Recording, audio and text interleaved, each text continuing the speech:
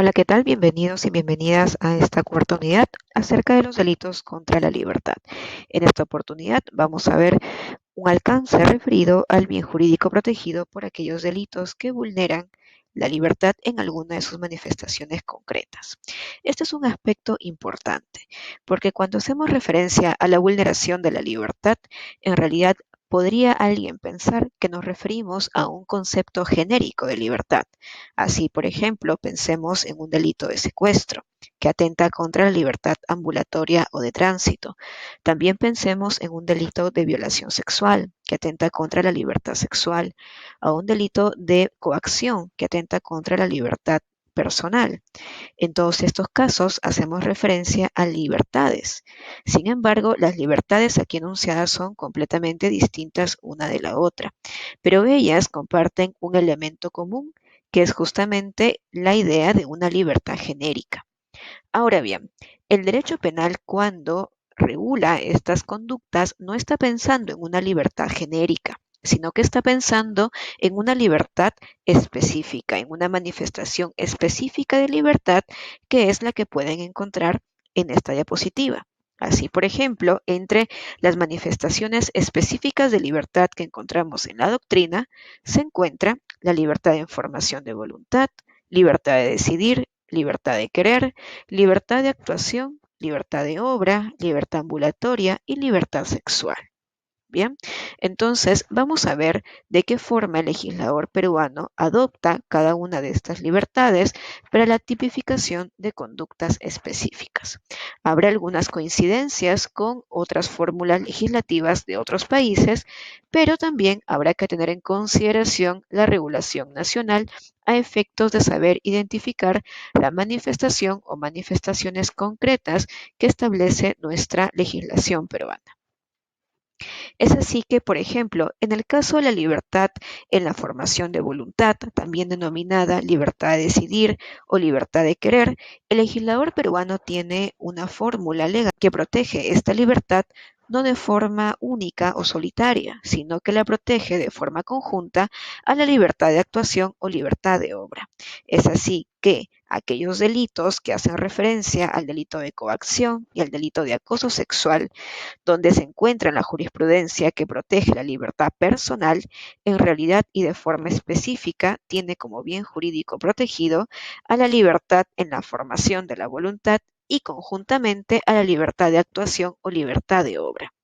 Hay un sector de la doctrina que considera que es más que suficiente con señalar la libertad de actuación o la libertad de obra, pues esto presupone una libertad en la formación de voluntad o una libertad en decidir o una libertad en querer. Imaginemos, tengo a una persona que gusta de utilizar determinadas prendas para poder vestirse. Tiene la voluntad de decidir qué prendas usar, quiere verse de determinada forma y por lo tanto actúa conforme a sus deseos y se viste de determinada forma.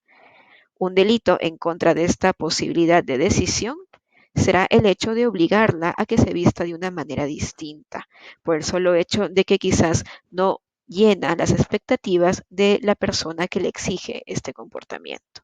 Bien, entonces ahí podremos estar ante, por ejemplo, un delito de coacción, con lo cual me parece acertada esta postura de la doctrina que considera que la libertad de actuación o la libertad de obra presupone una libertad de decisión o de querer.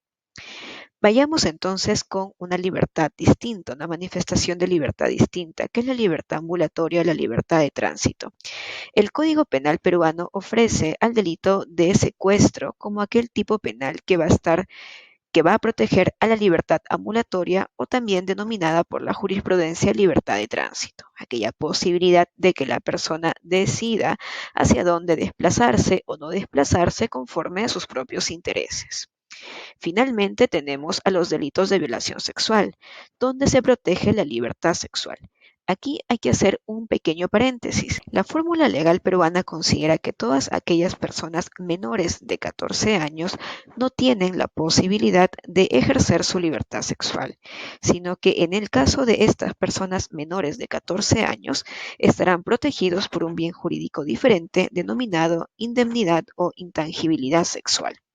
Por lo tanto, en contramedida, Aquellas personas de 14 años a más tendrán la posibilidad de decidir respecto a este ámbito de su vida.